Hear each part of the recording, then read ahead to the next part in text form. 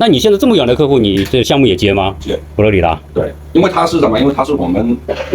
一个工程商哦，所以说有时候像他接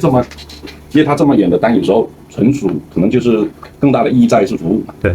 因为你没办法挑说好的单我做，那个差的单我们不做。因为这就是中国人做生意，就是只要有机会哈，就不轻易放弃。我觉得这样的话，你才有后续的客户嘛。对，因为他特别是像美国的这种小型的这种工程商、这种 contractor 去做这种私人的，因为他有的客户他有延续性，像他的客户，假如说他居住在亚特兰大长时间，但可能到佛罗里达在这种度假区，可能他也有栋房子。那有的人是有品质的，讲究品质的，但他可能说，可能那套房子我也不是用来出租，我有时候是用来度假，基于一家度假用的，但是他也会花钱去装修。所以说这些，特别是这些老外的这个 contractor， 他有时候手头上的一些比较高端的，他有时候会居住城市是在亚特兰大没错，但他有一些度假可能是在像佛罗里达、迈阿密啊、Tampa 这些。对，我看这个美国的这个建筑商，其实它的项目都是遍布不同的地方。对。所以其实你就是做一个口碑嘛。对，那这种变成有时候他会跟我们商量，说你们的服务成本会很高，对，那你们愿意做吗？对，其实作为他是如果说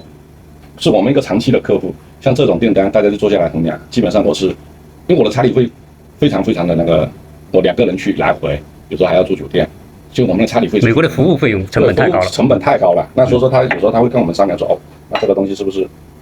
你们可不可以在这一单上面，你们是不是可以去浪费一点这种，多付出一点这种服务成本，没问题。因为长期的客户是跟这样说。现在已经5年了吗？对，我们已经是5年满了，就是从一开始的到现在，其实我们沉淀的从一开始是可能50%甚至60%倾向于是中国人的生意，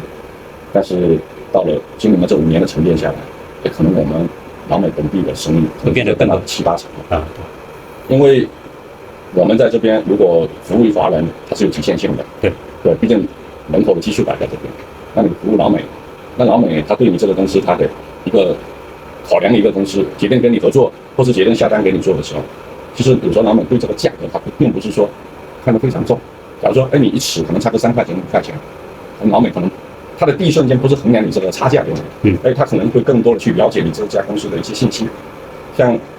他可能会从一些这种自媒体上面，就是能摄取到你相关公司的一些信息，他会去看你的 review 啊，